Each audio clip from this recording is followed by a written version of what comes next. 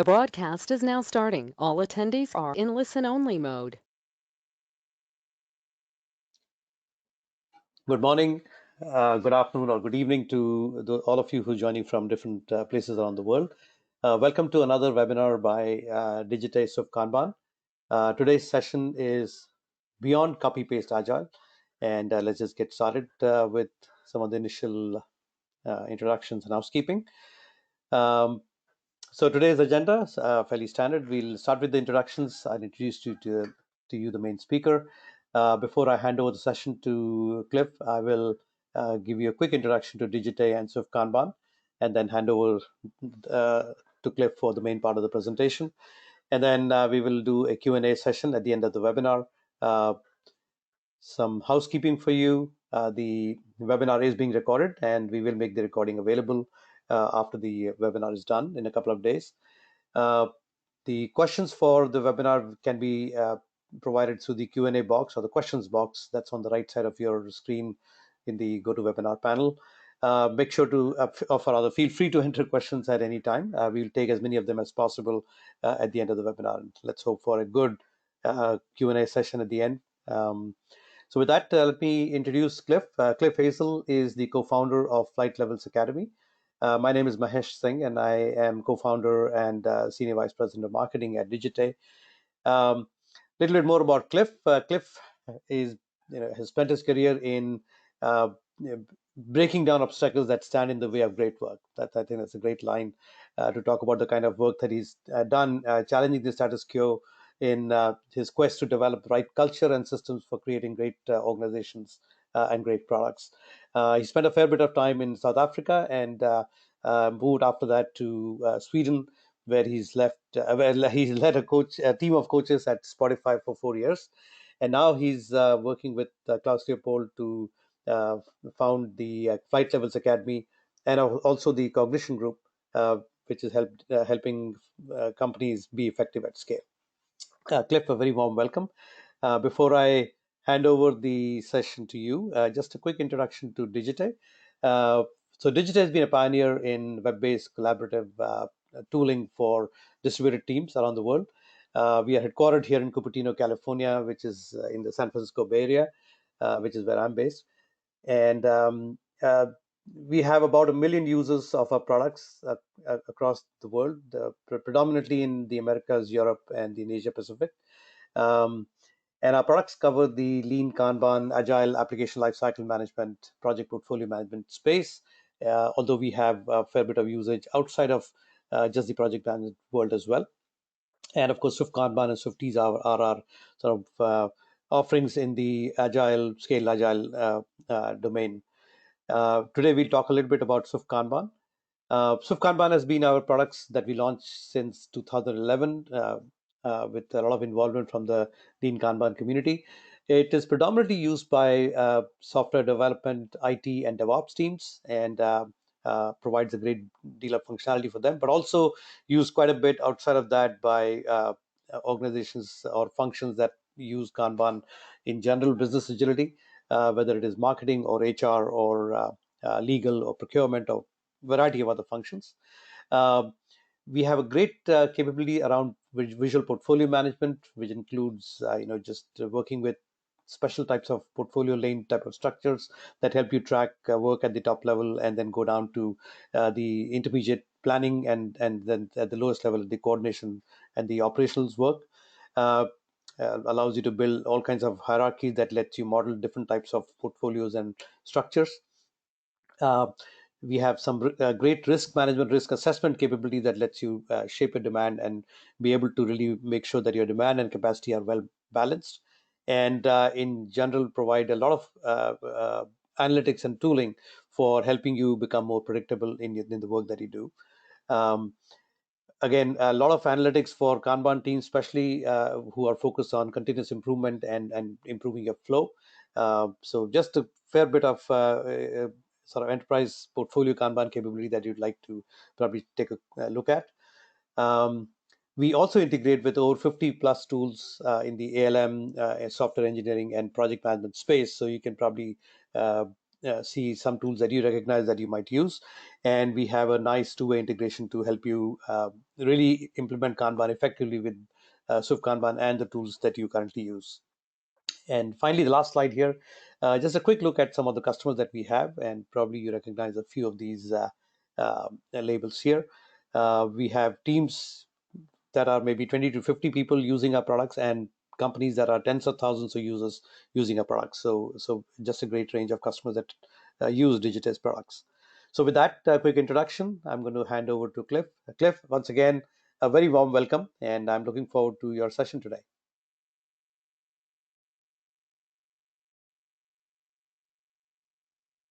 Hi, can you hear me? I think I'm unmuted now. Yes, I can hear you. It's the hardest part is learning how to use the technology, as I keep discovering. I just want to check here quickly. Cool. Cool. So thank you very much for the introduction. I'm still a little bit getting used to WebEx. I've not used this GoToMeeting for quite a while. And also not having video is a little bit odd because I don't see everybody and you don't see me. So that's a little bit different, but we will be okay, I think, regardless. Cool, so I guess I should kickstart. One or two questions just quickly before I go. In the chat, I haven't seen anybody type in anything in the chat, so I'm just wondering if chat is working because I can't type into the chat to all participants. So I'm wondering if you can hear me okay. If you could just say yes or I or type a 1 or something in the chat. I'm just curious to see if it pops up and I can see it. Because at some points during the talk, I'd like to ask a question or two and just see if folks can hear me, because that way it's a little bit easier to kind of get some interaction going without the video. Yeah, so but I'll get started so long. Yeah, so there are a ton of people who are responding using the questions box that they are able to hear you quite well. Okay, so I see the questions, but I don't see any of the chat. Right. Cool. And, anyway, we'll get started. We won't spend all the time fiddling with the tech, if that's okay. Yeah, go ahead. Cool.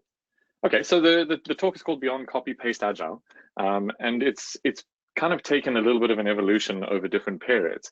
But I wonder if there's a way, because maybe I can just tell the story differently. I normally ask a few questions, and it's hard without the interaction. But yeah, as Mahesh said, I actually originally grew up in this city.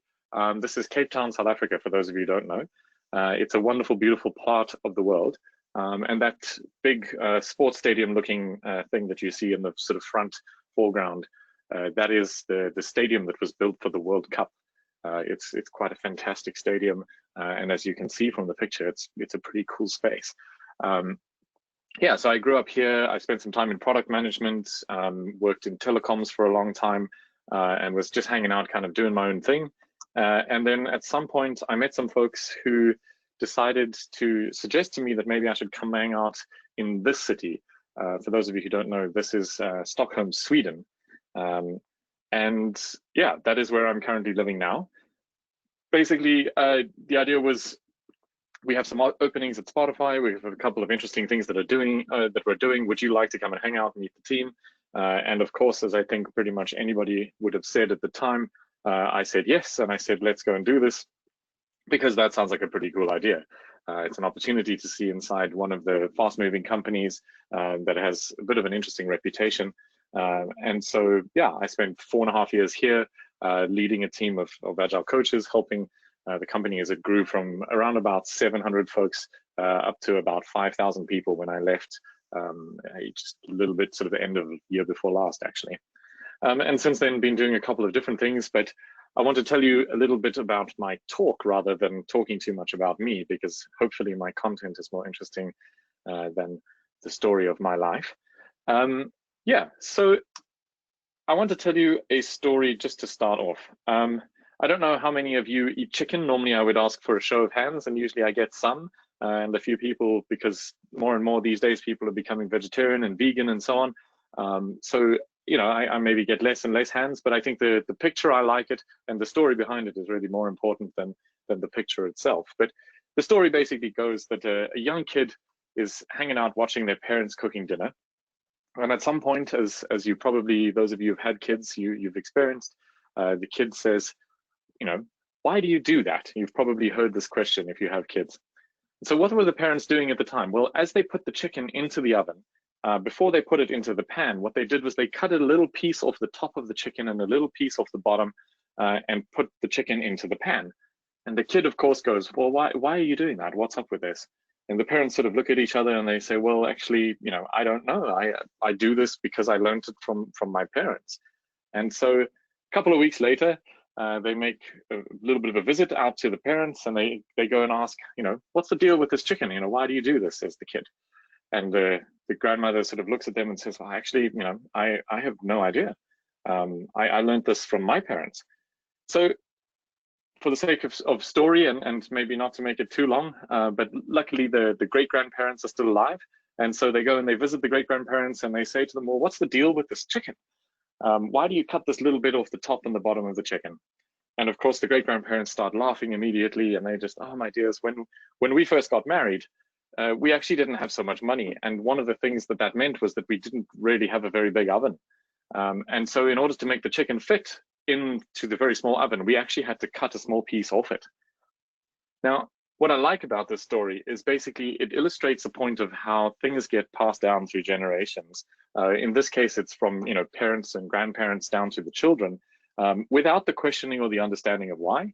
But we see the same thing happening with companies. Very often, people copy Facebook, Google, Spotify, or whoever's the current flavor of the month. And they do so often really without kind of thinking through why it is that they're copying stuff or what even the goal is. And so I want you to kind of keep this a little bit in the back of your mind when people talk about things like the sort of alleged Spotify model or about anything that they're doing in another company. It's important to kind of ask the question of, well, what was the problem that you were solving and how would that help in our context? So I want to tell you, just sticking with the theme of cooking related stuff, one of the things that I find often is that when I work with clients, you get a bit of a description of this from the CEO or the CTO of the company that, our business is this bright, shiny, brand new oven, and, we cook these huge chickens and everything is all fantastic and, it's all working like magic and ponies. But the challenge is that very often this is kind of based on a little bit of a misconception. And the reality is that when you start poking around, actually your oven is looking a little bit more like this. Or, if you scratch around a little bit further, maybe even more like this. And the challenge with this is that I think very often what happens is that we start out with a set of assumptions about how we're going to operate.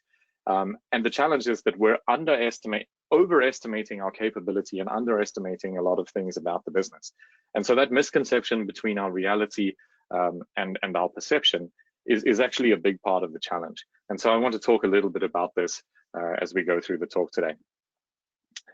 Cool. So back to the title. How do we move beyond this idea of copy paste? So let's talk a little bit about it. If we're saying that basically, taking a little piece off the top and bottom of our chicken, renaming everything as tribes and squads, and using whatever McKinsey is selling at the moment and whatever anybody else is doing, of course, this can be helpful. It can be inspiring. It's good to take information from others and learn from it.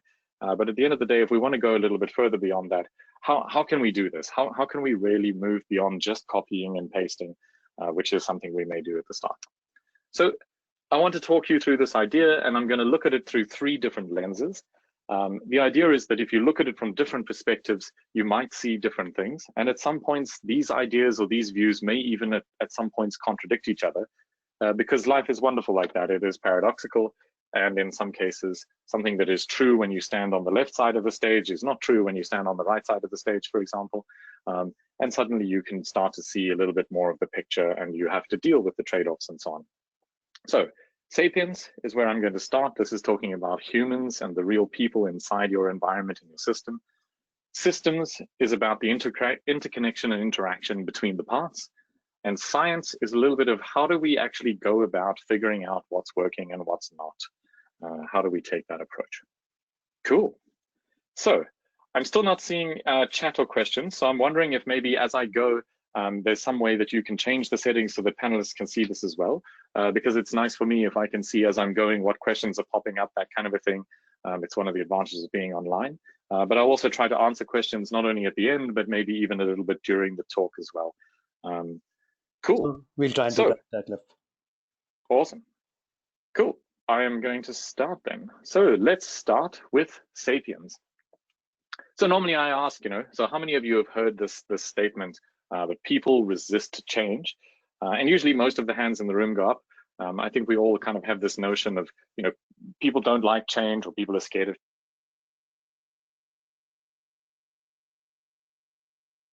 Can you hear me okay? I got disconnected from the audio for a second. We can hear you fine, Cliff. Sorry, we were just changing you to become an organizer. This is some strange behavior of GoToMeeting, but now you can. No problem. You can be heard. It just suddenly said reconnecting to audio, and I thought maybe my internet has decided to have some fun with me. No, it's all good. Cool. And I can see the questions now, which is fantastic. Cool. Thank you for changing the settings. Yeah, absolutely. I love that there's questions that say, yes, it's working. It's a good use of the question feature. Cool. So very often we hear this saying, people resist change. And I think at some level, this is probably based on our genuine experiences, because often when we start out, we propose some sort of idea, or we say we want to go in this direction. And then what happens is people say, no, I actually don't like it for this reason, or I don't like it for that reason. And it becomes a little bit tricky. There's another version of this saying that I've heard, which is people won't work unless we tell them, or we tell them what to do. Maybe you've heard this one before. Yeah, I think this is interesting. And part of the challenge that I have with these two statements is that firstly, it kind of puts the responsibility on the other people. So the first thing it's doing is basically saying, well, those people over there, if they just understood what was going on, they wouldn't be so resistant. And it doesn't actually leave any of the responsibility in the people, with the people who are changing the organization or trying to propose the change. And the other part is that it kind of assumes that essentially you have what I would call dead wood inside your company. And the challenge with this is that if you have dead wood inside your company, I think there's really only two ways that it got there, right? If you have dead wood, it's either there because you hired live wood, or you hired dead wood at least, or because you hired live wood and then killed it, right? So the reality is that very often what we're doing is we're hiring people who are very smart, very capable, very motivated individuals, and then we're doing several things over the course of their career at our company to demotivate and demoralize them. And I find this to be quite challenging. And now you can start to see a little bit of why I think that maybe as leaders in organizations and as other folks working within the company, we should perhaps accept some of our responsibility for the outcomes of the spaces that people are currently in. I don't think that very many people, if any, get up in the morning and say, I'm going to go to work and try to be as annoying and obstructive as possible, right? Certainly not at the start of their job. The other part of this is that I think very often what we do is when we think about management and strategy and leadership, a lot of the metaphors that we use are kind of a little bit like this. It's chess, it's a very sort of deterministic, although fairly complicated system. But the challenge is that we also tend to think about it like this. We think about it as a machine, and models, mental models are tricky in this way, because the challenge with thinking of it as a machine is that we tend to take what we know about machines and then infer that on people. So we think that people behave like machines, when in reality we're far more complicated. Machines generally will tend to do the same thing again and again and again until they break. Human beings, a little bit different. Yeah. The other part of the challenge is that very often our mental model for machines is actually a little bit freaky, as this picture kind of shows. Yeah. I think a better metaphor for thinking about people and organizational leadership is really more one of gardening and growing plants, right? You can't really shout at a plant or set it a quarterly OKR or objective or some kind of KPI for growth or performance. What you have to do is you have to kind of measure the sustainable climate and the environment around it. What you want to be able to do is say, okay, cool, well, if I plant in the right season, if I remove the weeds, if I give it enough sunlight, but not too much, I give it enough water, but not too much, all of this, basically you can create the environment in which these things are possible, but you cannot force it. You cannot do a transformation program on a plant, this kind of a thing, right? It becomes a little bit tricky. Cool, so we've talked a little bit about sort of the broad metaphors behind people. I want to talk to you about a specific topic that I think is kind of interesting. Now, I'm wondering, maybe you can type in the questions if anybody knows what's actually going on here in this meeting. It's actually a legitimate real photo of a real meeting that took place. If you know who any of the people in that photo are, you might have an idea.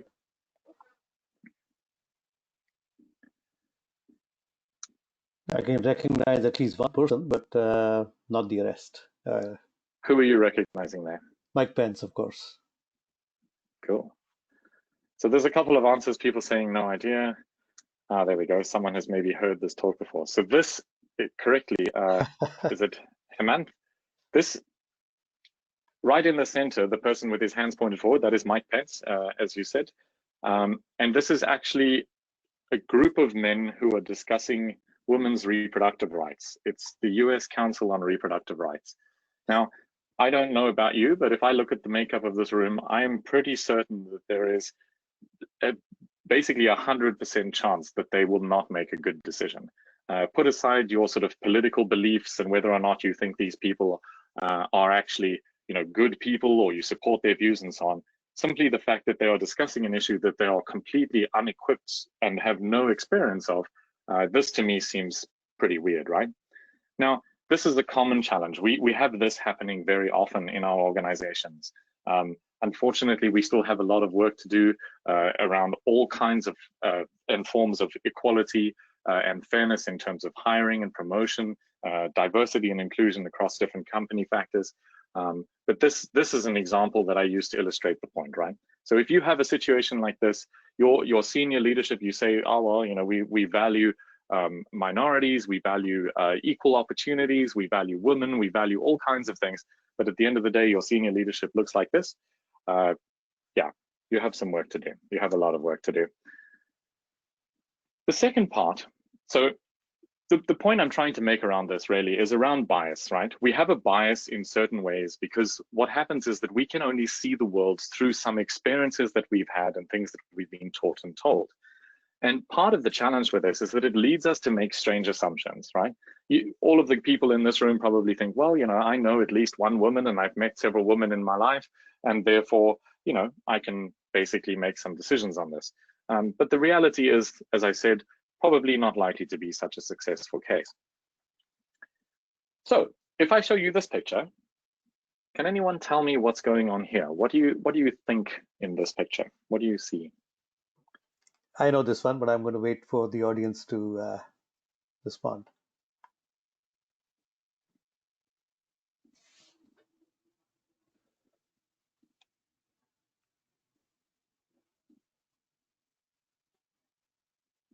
There you go. It's nice to see a bunch of people that know about this. So the first time I heard this story, somebody actually presented this slide and showed it to me at a talk that I was at. And I'll be honest, my answer was not correct. I was probably in the camp of people who were saying, yeah, it looks like maybe it's a family reunion, or they're excited about a wedding or something like this. These are actually the members of the Indian Space Agency who have just successfully put a satellite in orbit around Mars. They did so with incredible obstacles ahead of them.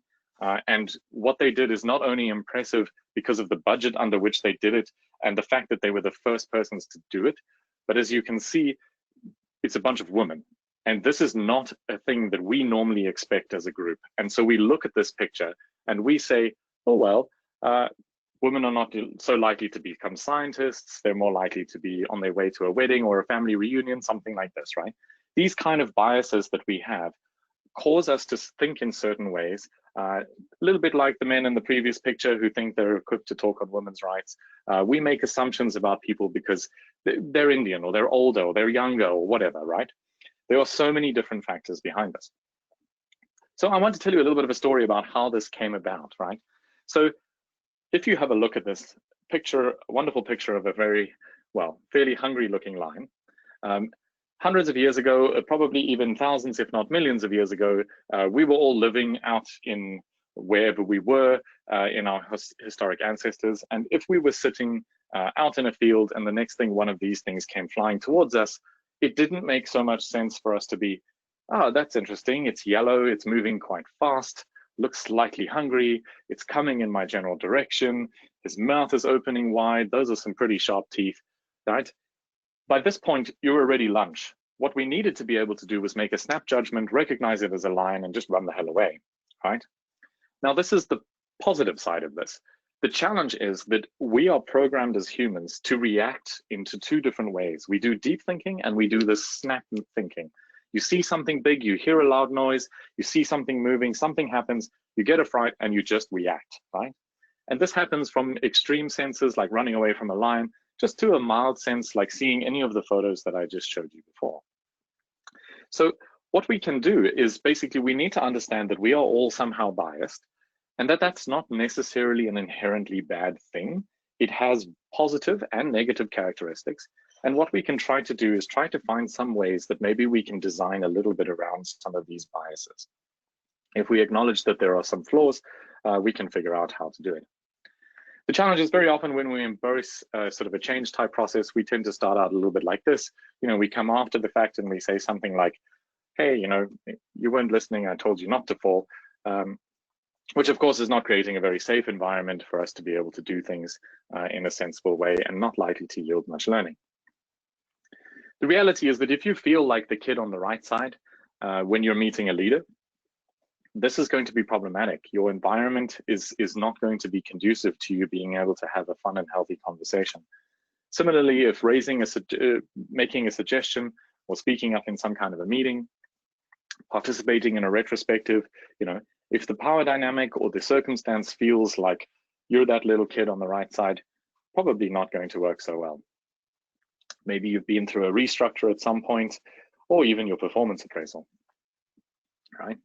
So in order to create a safe environment, there's several things that we need to consider. It's not just things like psychological safety, or that's a whole topic on which I will openly admit I'm not an expert. It is something that I'm trying to learn and understand more. There are plenty of fantastic people who can give you more detail. There are lots of wonderful books that you can read on this. What I want to talk to you about is specifically one aspect of this, which is around diversity and inclusion and designing around your biases. So a helpful way to think about it is this, right? If you think of diversity as being invited to the party, right? You have people from varying different backgrounds, from different cultures, people who think differently, people who are older, people who are younger, people who've traveled a lot, people who haven't, all kinds of different things, right? It's not just as simple as the color of your skin or your reproductive organs. This is not the point, right? It needs to go far beyond that, but you need to be inviting these people to the party. And the second part, as the slide says, is to focus on inclusion, which is being able to choose the music. It's not simply enough to be able to have people, for example, if you end up being the only woman in a group of guys in a software development team, that can be a problematic situation for a number of different reasons. There are certain conversations you're going to have. There's certain things you're going to have to defend, and that's just not really effective. It's not simply enough to have people present. You need to make sure that you focus on the inclusion as well. So if people do not feel comfortable choosing the music, you still have some work to do. So if you have this scenario, you need to fix your diversity, as we've said already. So I want to talk quickly about a couple of examples of ways that you can intentionally design around your biases. The first one is an anonymous CV screen. And I've had the privilege of being able to experiment in multiple different forms with this. Basically, what we did was we said, okay, cool. All we're going to do is we're going to black out the names on the CVs, cross them out so you can't see them, and we'll see whether that affects, the rates of hiring. And it definitely changed. We were tending to interview mostly men for software development roles. And as soon as we couldn't see the name and thus try to guess where the person was from, or we have certain assumptions about their gender, or what school they went to, these kind of things, anonymizing that data suddenly starts to shift it. Another example of this simple way that we bias is that very often what happens is, I've seen this many times with the company announcing some kind of restructure or some big kind of change. Can you still hear me okay? Let's see. Okay, everybody else can hear me. There was just a couple of questions. Yeah. And of course, very well done to the scientists. I think it's an incredible feat. Cool. So one of the examples is we announced some big structural change or some major issue that's happening inside the company. And at the end of the 30-minute presentation, the question is asked, well, what do you have to say about this? In some cases, people don't even ask this. And people are given maybe 5 seconds to come up with a question, and then it goes, okay, cool, if there's no questions, we'll move right along, right? And we go back to doing what we were doing. The challenge with this is that basically what that's doing is that's biasing firstly towards not being very inclusive in the discussion and discovery process, but it's also creating a situation where if anybody does actually raise a question, the only types of questions you're going to get are the snap thought of in the moment questions, rather than the ones where people have had some time to think. Now, when you're making a big complicated change like a restructure or some major change in strategy, in my experience, it's usually a good idea to be able to harness all the power and thinking that you have at your disposal. And so I would recommend something like pre-reading, maybe a follow-up session to ask questions the day after or a few days after. That kind of a thing can make a lot of sense. You'd be amazed how often you catch people doing this stuff and how often I still catch myself doing it as well. I'm going to skip over the other example just in the interest of time. So I've talked about a couple of things, right? When we talk about Sapiens, we're basically saying what we're trying to do is we need to create an environment where there is safety to try, whether that results in a success or a failure. Because if you're not able to fail, you are not going to find the successes, right? It's quite simply put that, for example, if you ask those Indian space, what do you call them? They had a name. I watched a movie about it. It was fantastic. It was like space scientist, I think was the word they used. Right. So if you ask them about something, like there are going to be thousands of attempts where they try something that hasn't been, that doesn't necessarily work. And that is what's necessary in order to discover something that is new. If you cannot fail, you will not invent anything new and there will be no innovation. Those two things have to go hand in hand, right? And the second part of this is that we have to acknowledge firstly that we are biased, but then we also need to take steps to design around our bias. So if we know that we're being biased in certain ways, anonymizing the CVs, for example, that kind of a thing, even having a little bit of variation in the interview process, designing for different types of preferences, that kind of a thing can be super helpful. Cool. So if you want to learn more a little bit about the Sapiens side, how we learn and understand stuff, these slides will be available afterwards, so you can have a copy of them if you like. The first book, Thinking in Bets by Annie Duke, she's a World Series of poker player, she's a fantastic woman, loads and loads of interesting ideas. The second one is about the creation of the Netflix culture. And the third one is a book that I recommend to pretty much every leader, especially men, because I find we're not always very good at asking questions. We tend to operate more in the stance of making statements. And if you're trying to learn how to be inclusive without necessarily coming across as sort of unconvincing or not sure of what you're saying, reading the book like Humble Inquiry can certainly help you to figure out when and how to ask effective questions. Cool. So we've talked a bit about Sapiens. Let's talk a little about systems. So some of you may have possibly seen some of the talks by Klaus Leopold, my business partner in the Flight Levels Academy. So these slides are borrowed pretty much straight from him. And I'm going to tell you a slightly sort of modified version of that talk. But basically, the story goes essentially that when you arrive at a company, very often what you find is you see lots and lots of typical teams. They have a board that looks something like this. It could, of course, be in a tool. It could be a whiteboard. It could be whatever. But usually there's this external weighting. We're blocked on some of the team. We need somebody else's input in order to be able to finish up what we're doing and to be able to move forward. Now, the reality is that when the external weighting is, or if we ask what happens here, right?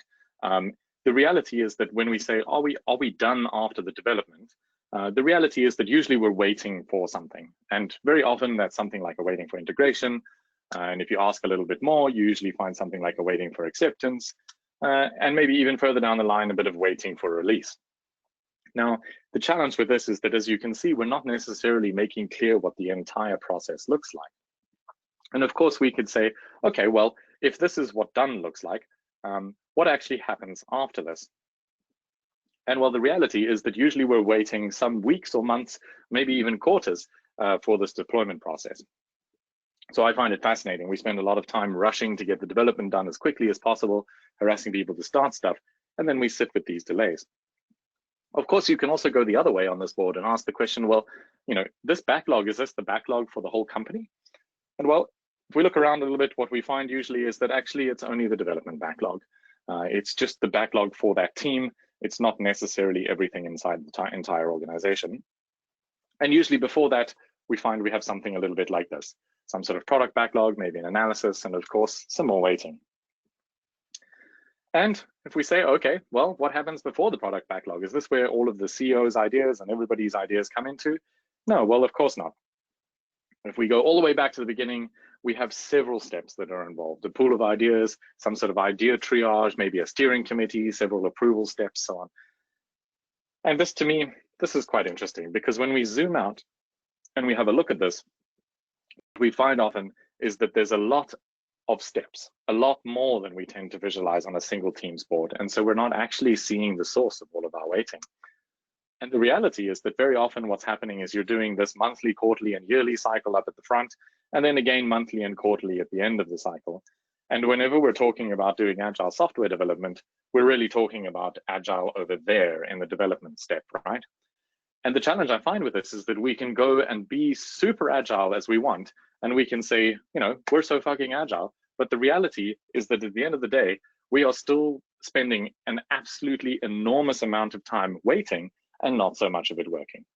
So as you can see here, the black circles at the bottom, those are where we're working, and the red ones are where we're waiting, right? So very, very, very small amount of the time is actually spent doing something that moves the thing forward, and the rest of the time we're waiting for a team over there to do a thing, or somebody else to follow up on something, some kind of approval, that kind of a thing. So what causes this? Well, if you're familiar with the concept of flow efficiency, I won't go into this in too much detail, but basically, if you count lead time from the start of when you have an idea until the point where you deliver customer value, usually what you find is that there is either some sort of touch time where you're working on something, or there's wait time. And if you map it out like this, usually what you'll find is you'll see that the touch time is a very, very, very small amount of the total time. I've seen several companies of not necessarily enormous size where 98 to 99% of the time is actually wait time, and only 1% of the total elapsed time is actual touch time. So my question to you is this, right? Why would we speed up the working time? Why would we try to get faster at the coding, like typing faster, if most of the waiting is what's causing most of the lead time? It doesn't make so much sense to me, right? Every team is super agile, but at the end of the day, we still can't get anything out the door. So how do we approach this? Well, what I like to do is say, well, I think that we should visualize and manage end-to-end flow. So what does that mean? Well, if you have a look at this set of slides, so usually at the bottom, what we have here is a bunch of teams at the operational level. 3 or 4 teams need to do something in order to be able to ship a customer product. This could be maybe a marketing team, some kind of pre-sales team, maybe the software development team, maybe some after-sales support, anything like this. And in order to get that work done, what we do is we take the 3 teams at the bottom, we bring some of those people together, and we build a board that visualizes the higher level of work. That could be a project, a set of features, a release increment, whatever it is, whatever you call that chunk of work, some kind of an initiative. And then, of course, we need to be able to connect all of these items to our broader level company strategy. And so what we want to try to be able to do is say, let's build actual Kanban systems or visual boards at each level so that we can start to see what's happening within the organization. And of course, what we need to be able to do is install some feedback loops. If you're not having a healthy dose of this, pretty much at least every day, some cases I would recommend even for breakfast, lunch, and dinner. It's really, really important that the feedback loops between the different levels and between the teams within each level are actually in existence. I want to tell you a short story quickly. This is a board, excuse me. This is a board from one of the teams that I worked with at Spotify. And what I want to draw your attention to is actually in the top right corner, you see a section there called current bets. And what this was 6 of the company bets. So Spotify as a company had taken a decision that at this particular point in time that the whole company shouldn't have more than 10 things as the top priority, and that those 10 things should firstly be sequenced. So we want to actually be able to explicitly say that number 1 is more important than number 2. And therefore, if I need you to work on both of those, you're going to work on number 1 first, and you should be able to know that. So everybody should know what the list is. They should know which ones are ranked in what order, so that they can make that trade-off decision in the detail. Because to me, what doesn't make sense, and I see a lot of companies doing this, is that we do something where we say, oh, well, this person will be 30% on that project and 40% on this project and 30% on the other one and 10% on another one. And the reality is that that's not really how life works, because at some point you're going to need to allocate capacity. If you want to be fast, you need to know which one you want to have moving fast, right? So if you think about it, like those of you who've been through the airport before, if you've been lucky enough to go through the fast track for security, if everybody is in the fast track security, it's no longer a fast track, right? It only works if you put a few people there by definition. And that's unfortunately part of the sort of weird system dynamics that exist in this case. But the reality is that we should use something like this inside our company. If we can make clear what is number one can move really, really fast. And it's okay that number two is moving slower, because it's not moving slower than it needs to, except for when it actually allows number one to move faster. So make sure that we focus on this idea of having number one be clear, and do not let number three block number one. So the way we used this at Spotify was essentially, if I'm working on number one, you're working on number three, and I need your help with something, I should probably reasonably expect, and so should you, that switching focus from number three to number one, this excuse me, switching focus from number three to number one makes sense. However, if the other way around, you came to me and said, actually, I need your help on number three, I know you're busy on number one, there's a number of things that you could possibly know about that. Firstly, you know that I'm working on number one, and so maybe I'm going to say no, but you should also know maybe not to interrupt me, because I'm very busy on the most important thing for the company right now. So it totally starts to resolve a lot of these scheduling challenges and conflicts of interest between different teams. Of course, there's a lot more I could say about this. There were many different interesting learnings about this particular point. But in the interest of time, I'm not going to spend too much time on it. We see maybe we tackle something in the questions. Cool. So if you want to learn more about systems, some shameless, I guess, self-promotion in a way, Rethinking Agile is the book by Klaus Leopold. It is essentially the story of the creation of flight levels. Talks about the 4 common problems that a lot of companies face and why flight levels can help with this.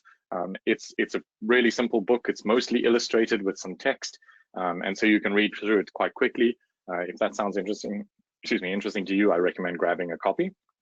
It's available Kindle, Audible now actually, as well as physical copy, and on EPUB as well, if you go to LeanPub. And the second one is Thinking in Systems by Donella Meadows. This is more of a general systems book. It is really fantastic if you're getting your folks into understanding how systems work and why it's so important to understand them. So much of what we work with in the world of not only IT systems, but in terms of technology, society as a whole, human beings, communication systems, all of this stuff is systems. And it really does amaze me how little as a world we actually know about this topic, or how little we educate people on these particular topics, given how important they are. Cool, so 2 books that you can have a look at if you are interested to read a bit further on this. So to summarize the 2 points under systems, we need to go beyond the team level. It's not enough to focus on making the individual team agile. We need to make the interactions between the teams agile. Because if I have to wait 8 weeks for each team to put the next thing that I need at the front of their backlog and actually work on it, we're not really agile as a company, and we end up pretty lame in the market. We need to be able to be coordinating across the company and making clear which is actually number 1 and which is number 3. And in order to do that, we need to be able to visualize the end-to-end flow. So we need to be able to see the flow of value straight to our customers, regardless of which teams are involved. Cool. Last point. This one's quite a short one. So I make a joke and say use the science machine, but essentially what I'm talking about is using some kind of scientific method or approach where we look for evidence and we use hypotheses to understand, whether what we're doing is actually having an effect. Very often I see companies doing change programs that look a little bit more like this. Essentially we've developed all of the side effects. Maybe now we should figure out what the cure is. And so often what we do is we start out with some grand idea and we say, okay, these are all of the things we want to change, but we haven't yet really thought through how each of those things is really supposed to have a positive effect, and maybe what the interaction between those different changes might possibly be. So we change 55 things, and then we wonder which of those has actually made the company better or worse. And in many cases, we don't even measure it. So we actually don't know which ones have improved and which ones haven't. And, it feels better. So we stick with it. But in reality, we want to kind of go a bit beyond this and try to understand what's going on. Another challenge is this, we tend to extrapolate. And so essentially what's happening in this cartoon, I'll let you can read it for yourselves. But essentially, if you start to extrapolate, I mean, it's a little bit absurd to think that, yesterday you were unmarried, today you have a husband, and that therefore, by the end of next month, you're going to have 4 dozen husbands. That kind of extrapolation is really a little bit silly. I mean, maybe in some cultures this is possible, but I think for most people getting married once, it's probably not the outcome that they would be expecting. Another part of the challenge with this is that when we start to do something like this is the most common form of prioritization and kind of explanation of what's important about something that I see. It's essentially what I call spreadsheet voodoo. We plug in some numbers, A, B, C, D about importance, some sort of thumb-sucked numbers about effort and urgency, multiply them by a ramp-up time and an extension and a something else, and we get a magic number that tells us that this thing is now a 72 out of 45. And that doesn't mean anything to anybody. It's also based on completely misconception, understanding of what actually is driving the urgency, the effort, or the importance of each of these. And I think this is a huge challenge. For those who are familiar with the underpants gnome from South Park, essentially most business strategies and kind of motivation for why we should do stuff tends to sound a little bit like this, right? Collect underpants, a magical phase 2, and then somehow we will profit. This is problematic. So I mentioned Annie Duke earlier when we were talking about Sapiens, but I wanted to draw attention to one specific point. She talks about this concept of what she calls resulting, where she says basically what we do is, if you imagine a poker player, assessing whether or not they're a good poker player by whether or not they won the hand, rather than whether or not it was a good hand to win, right? So if you think about it, you get lucky and you win a hand that you really should never ever win. You suddenly start thinking you're super smart and you keep playing those hands again. Pretty soon you've lost all your money, right?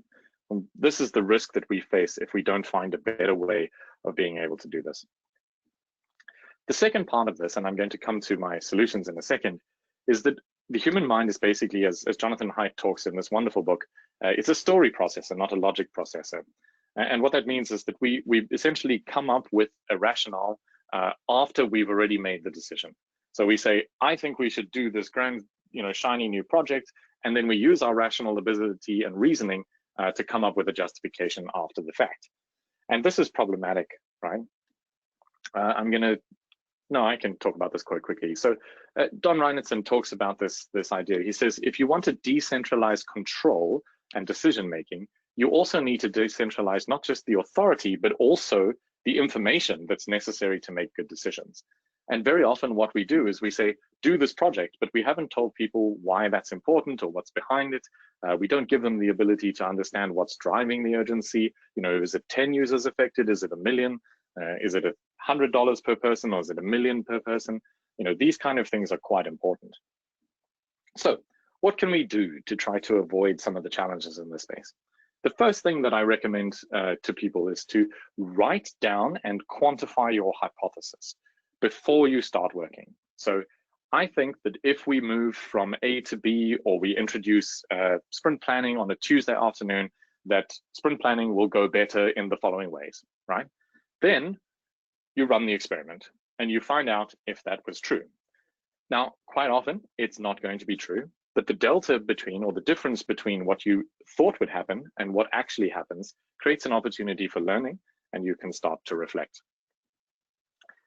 When I talk about quantifying, right, what I'm really talking about is a cost of delay. Now, this is probably a little bit more advanced than a lot of organizations will do on day one.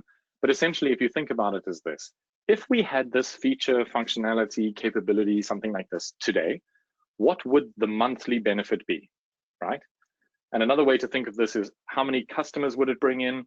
How much money would be made? How much money would be saved? Something along these lines, right? So this thing would bring in 10 new customers. They would each pay us $100. Now we have a quantified hypothesis. We have some way. Don't worry if you don't get this right the first time. My experience is that people benefit more from the exercise of doing it and being able to use it as a communication tool more than the precision of the data. You don't need to get it right to the absolute, dollars and cents, but get it kind of just some sort of ballpark. Is it tens of dollars or is it millions of dollars? That order of magnitude is quite important. The other thing that it gets you to do is that it gives you the opportunity to have feedback loops. Not only can others give input on it, but you can also have a conversation with the team who made the decision in the first place, and thus start to avoid this resulting that Annie Duke talks about, right? We made a decision, we assumed this was the case, turns out we were wrong. Was it because we used the wrong information, or was it simply the case that, it was only going to happen 80% of the time and we happened to land in the 20%? Cool. And I talked about this one a little bit already. I said sequence your focus. Don't let number 3 block number 1. Just to remind you about the board that I talked about here. So if you can try to establish this heuristic of not letting number 3 block number 1, that is a hugely, hugely powerful thing for an organization to do. Cool. 3 books that you can read if you're interested to go further. I already mentioned Annie Duke with Thinking in Bets, and you already saw a screenshot of The Righteous Mind. Jonathan Haidt is a psychologist and behavioral economist, I think is how he would refer to himself. Fascinating ideas on understanding other people, how we think and how we make decisions as groups of humans. And the last book is Melissa Perry, Escaping the Build Trap. If you work as a product manager or you work with product management in any way, shape, or form, really, really awesome book on how to build effective product organizations, how to think about strategy, how to build sort of the technical capability to be able to execute effectively. Cool. So to summarize, we want to have a quantified hypothesis, right, in advance of starting work, with some feedback loops to review at the end. And of course, we need to focus. So don't let number 3 block number 1. And that brings us to the end of the part on science. So I want to just quickly recap the 3 points that we've talked about over the course of the last 50 minutes or so.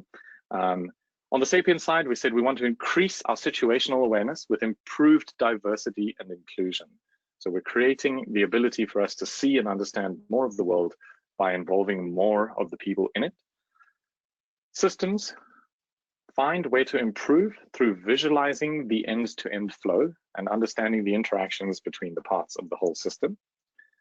And science, we want to avoid resulting and create focus by using ordered hypotheses. Cool. And that's what I have for you today. I hope you found it interesting. I would say you can reach out to me either via email or on Twitter is probably the easiest. I'm of course also on LinkedIn and several other things. But I'd love to hear some questions or some thoughts. What was interesting for you? Maybe you want to ask about something or clarify something. Feel free to either ask the question now or hit me up later on the internet and we can chat some more. Awesome. Cliff, excellent presentation. Sapiens, systems, and science. So I guess, people, there are people in organizations that think like that, and they are, aware of these 3 sort of dimensions of it, although I'm not sure that a lot of people might have such a structured approach to thinking about it. The question is that most people, when they start to implement Agile or they start to bring about a change initiative in the company, they already have possibly some preconceived notions about the different frameworks available. Oh, let's implement Scrum, or let's implement Kanban, let's implement SAFe. Are they wrong in doing that? Is that a bad approach to begin with? Do these frameworks provide some of the underpinnings of what you talked about in today's session, or are there companies that are that begin with a structure like yours, an approach like yours, and then decide which ones to implement for what? People talk about the Spotify model as well, or let's implement the Spotify model, right? That I think is still probably a thing. So how do you sort of balance these two sort of two ends of trying to approach implementation of Agile? Sure. So if I understand the question correctly, you're sort of asking, is it okay to start with Scrum or the Spotify model or something, or what else would I recommend maybe as an alternative? Is that a fair characterization of your question? And if they do that, are they going to be at serious risk of missing the 3 points that you mentioned? That are they going to not do some of these things because those frameworks don't cover them? Yeah. So, I mean, I started out using Scrum. That was where my journey started. And so it would be a little bit hypocritical of me to tell you that that's a bad place to start. Do I think that Scrum is going to solve all of your problems? No, it definitely won't. Just as I don't think that flight levels or, quite frankly, anything else is going to solve your problems. I'm not a believer in silver bullets for anything other than killing vampires. And even then, they're mythical creatures. And so, it's a little bit tricky. I think that you kind of start where you are and what you have momentum for. If you're not sure where to start, which I think is an interesting one, and often when I start working with a new company or if I'm talking to people who are kind of starting out on their journey, my recommendation to them is to really try to think through what problem are you actually trying to solve. Because if you can't focus already and you don't know how to articulate what the challenge is that what's the outcome you want from a agile transformation or from adopting Scrum. And more often than not, what I find is that we're sort of pointing at, well, the problem is over there. It's those teams. They need to be more agile or more agile mindset like, or whatever it is. And usually what we find is that after spending a bit of time working with people, it's actually that we as a whole, and specifically those who are asking for the change, often need to step up and take some responsibility and make changes in and of themselves. And so it's not necessarily a thing of like, go over there and fix those teams. I'm usually a little bit allergic to operating in that kind of an environment. That said, I think that often what I see is, I mean, if we work with flight levels, for example, I work mostly at level 2 and level 3. So working with the C-level leadership and working with the folks who kind of reach all the way through the organization to build specifically that coordination layer, because that's often missing. What we find is that a lot of the time, team 1 over there is doing Scrum, team 2 over here is doing Kanban. There's some department over there who's doing Safe, and that's fine. Like, let them use what's working for them. Let them evolve it in whatever direction they feel is helpful. But let's connect the Agile islands across the different parts of the organization, which is really the point of what we're trying to do with flight levels. Let's connect the pieces together rather than trying to have them all operate independently. And so, yeah, hopefully that answers your question a little bit. Perfect. Yeah, absolutely. So let's take a few questions from the audience. There is a question specifically about flight levels. So Mark Yes. says that regarding flight levels, are you talking about the same type of cards, user stories, or do cards get more generic, I guess, more abstract as you increase the levels or go higher up the level? Yeah. So I think there's sort of multiple facets to this, but to try to give a sort of a on-point answer, it doesn't make sense to me that you have the same level of detail at every level, right? So I give you an example from Spotify. We said, we want to be available on the PlayStation. That might be, or maybe even a bigger one than that would be something like, be accessible. Ubiquity was what it was actually called inside the company. There was a bet around ubiquity, which basically said we need to be accessible on more platforms. I think they've actually moved on from this idea now. They've maybe sort of ticked the box, but on the level 3 board, so at the strategy level, it says, try to be on as many different device types as makes sense. If you go to level 2, it might be launch on PlayStation, do some kind of car integration, be available on Chromecast, something like this. And then at the team level is okay, I'm the team that builds the PlayStation thing. We need to do this thing, this thing, this thing, this thing, and so on. So if you think about it, it's roughly kind of stories and tasks at level 1, projects and initiatives kind of at level 2, and strategic level initiatives at level 3. Mark, if you can say if that answers your question, but I hope that does. One of the things that I would just emphasize on this is that what it offers is that it starts to show people a little bit of the connection between the thing that I do today, so the code that I'm writing, or the problem that I'm solving, or the person I'm hiring, or whatever it is, that thing, and how it fits into the broader company objective, and ultimately up to the strategy. And so very often what we see is that people start saying for the first time, oh, okay, that makes sense why we're doing this, as opposed to I'm just being harassed to deliver that project by a certain date. Right. So, yeah. Perfect. Yeah. Okay, very good. There is a question from Ed. For us in mid-management, how can we break the glass in selling Agile to C-level execs who are so vertically minded and reticent to adopt Agile beyond technical teams? I think that's a very common problem for most organizations. Yeah. So I guess it depends a little bit on if I'm answering that question sort of as me as a consultant or me as an employee in the company. I'll try to maybe take a stab at both. So I think it's very hard to kind of get an organization to change in a direction that it doesn't want to. So if your senior leadership is absolutely adamant that they are never going to do Agile anywhere else, as a friend of mine used to joke, is they would say, you can change your organization or you can change your organization. And basically what that means is that either in kind of make the change happen or go somewhere where it will, like change the organization in that way. And I'm not trying to say that you should just quit if you give up at any point, but some organizations are not going to make changes. They're actually just going to carry on doing what they're doing. And many of those organizations, unfortunately, I think will also go out of business in the future, or they will keep doing what they're doing until they feel the pain so much that they are forced to adapt. So that's kind of, I wouldn't say, expecting somebody to completely change their ways. I don't know, that's kind of hard. That said, one of the things that I think is important is to try to understand a little bit of the practical experience of what a senior executive is experiencing within a company, because at the end of the day, if you can connect with what it is that they see as the challenge. So, for example, if I talk about some of the clients that I've worked with recently, they want more visibility into the program of work that they're doing. They want to shorten their time to market. They don't really care so much about sprints and delivery goals and all of this kind of thing. I want to be able to see the outcome of the changes that I'm making. I want to see, some sort of way to sense are we on track? What would the cost of this strategic direction change mean? When you say, 6 months, how long is it actually going to be? Because you keep saying 6 months and then it takes a year. And so giving people some visibility into what's actually happening.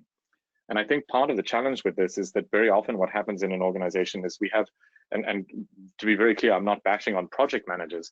What happens is that we take a project focus. And so the poor project manager their job is to report on a single project, but they don't actually have the full view of everything that is happening.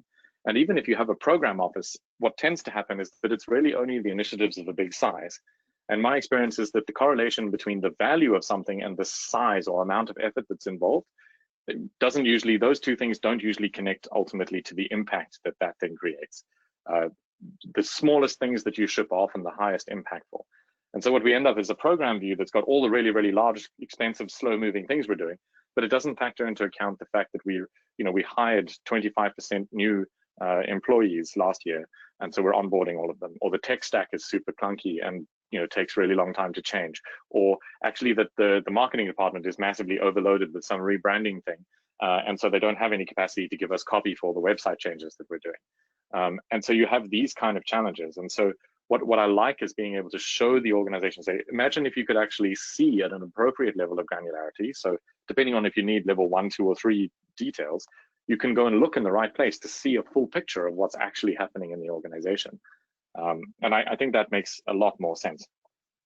The other thing that I like is there's an exercise that we run called shipbuilding, which illustrates end-to-end flow. Some of you may have seen it. If you Google just Klaus Leopold shipbuilding, you can find a video on YouTube. But I highly recommend that as an exercise because it really gets people to feel the experience of what it does when work is moving really, really slowly through a system, and that trying to make one person work faster is actually not going to make you better as an organization. It's actually about removing the wait times and the bottlenecks. And so if you can get them to see the bottlenecks, very often you'll get people like, oh yeah, I get that, Right. And so Ed, I hope that's helping a little bit. But I think focusing more on surfacing things that address their challenges, which is usually showing people where the bottlenecks and the wait times are, rather than trying to talk to them about Agile or necessarily even happier people, depending on your organization, that may or may not resonate. But yeah, absolutely. Hopefully that's helpful. I think one of the challenges that most people have, and I think that's related to the last question that we are already over time, but I think it's good to take this last question, is that people Sure. either have the stakeholders, leadership, product management, customers, they're not able to agree on what is number one, and therefore you have a problem right off the start, or they really have very different opinions on what the impact of that number one might be, or number two and three. So there is a disconnect in terms of the relative impact that these three things have, or the top five things have. Have you worked in an organization where you have seen this number one keep changing often, or different people changing it often, and how do you manage it? I guess that's Yeah, a question from Julia. yeah. What I've found often is that a lot of organizations use this is number one as a way to signal like we want this thing to move a bit faster. And so what happens is you basically create this sort of panic or a lot of flurry of activity around the number one thing, and it starts to move a bit faster. But then it starts moving, and now it's like, oh, okay, no, now there's another number one. Part of the challenge I think with this is that essentially the issue is not so much that it's not necessarily getting done. It's just about like how long it takes to move through the system. So I had an interesting scenario recently. I was recording a webinar. I don't know if any of you know Troy McGinnis, but he talks a lot about dependencies and about metrics and so on. And he had an example that he told us about how one of the big banks in the US was having an issue where they kept saying, all our projects just take 2 years. It's really, really an issue. But what happened as soon as coronavirus hit, something like being able to pay out the social grants and being able to respond to the business loans and so on, that became a very, very clear number one. And so the entire company focused on this thing and got it done in the space of about 3 to 4 weeks. So the obvious question becomes, well, if you're capable of doing this stuff fast, actually treating it as number one, what would that look like if you went and did this on a normal basis, right? Instead of just going on and saying, well, we need these 75 things to be done. And that's the challenge, is that more often than not, what it means to actually make focus and make clear what is number one is about explicitly saying what you're not doing. And more often than not, I think what happens is that it's just so hard because the organizational structures are not usually designed in such a way that we are aligned and agree. Because for one, my bonus and your bonus require us to hit different targets and objectives. And in order for me to get my bonus, you need to not actually hit your target and therefore not get your bonus. And so we create some sort of weird internal conflict or sort of disagreement about that thing. But the other piece is that often we just don't know. And I think a lot of organizations lack good strategy as well, to be honest. Not to sound like I'm being negative about everything, because I think there are a few organizations that do really good on the strategy side. But the challenge is that if you have good strategy, it becomes a lot easier to make clear what is number one. And number one probably won't shift every 5 minutes. If every time the leaders go into a meeting and something gets changed, I don't know, like unless you're getting a coherent, clear story, I would say it's more a sign that they don't actually know what's going on than anything else. So I don't know. I don't really have a good way other than to say, well, if you're limiting WIP and you're doing only a few things, changing focus can be done quite easily. Of course, if you're not finished with that thing, you're now just putting, what was number one into either an idle or a slower state. And if you're happy with that, there are certainly times when that can be a good thing. But if you're doing it all the time, yeah, maybe this is a challenge. I hope some of that was helpful. No, absolutely, very helpful. I think I'm sure Julia got a question answered. One of the things that we see is that it is not that the number one changes, but you also get added to number one and number two, and both have to be done now. And the leadership or sales might say, "Hey, why can't we do this as well?" And I think they're implementing WIP limits and saying, "Okay, if we all agree on the WIP limits, then you got to make a choice and take one out so that you can put the other in." And that helps to certainly narrow down the scope a little bit. That's what I really like about a lot of the work that people like Troy McGinnis and Don Reinertsen are doing. Right. Is that if you can quantify something to the point where you say, okay, if we have this new insulin pen available in the market, we would be making $10 per unit more on several hundreds of thousands of units every month. That would be a substantial amount of money, right? So you can multiply it. If it's $10 times 100,000, what is that? That's $1 million every month, for example, just in change in profit. Now, if you can weigh that against something else that's maybe launching a new product, and you can say, okay, this one would bring us, say, 10 million or even 100,000, you can start to weigh those two things against each other. The worst possible outcome that you can then have from that is that you then choose to do both concurrently, because then you incur both of those costs of delay while you wait for the others. Right. And so it becomes a lot easier to have a conversation about, in most cases, I would say it actually becomes almost irrelevant which one you put first, so long as you just put one first, because something done. Klaus has a really nice way of putting it. He says, working costs money and delivering makes money. We should focus on making money more than on spending money. That's a great. So if you want to make money, you need to deliver the thing and you need to actually finish it. Yeah. So yeah, it doesn't make money until it's done.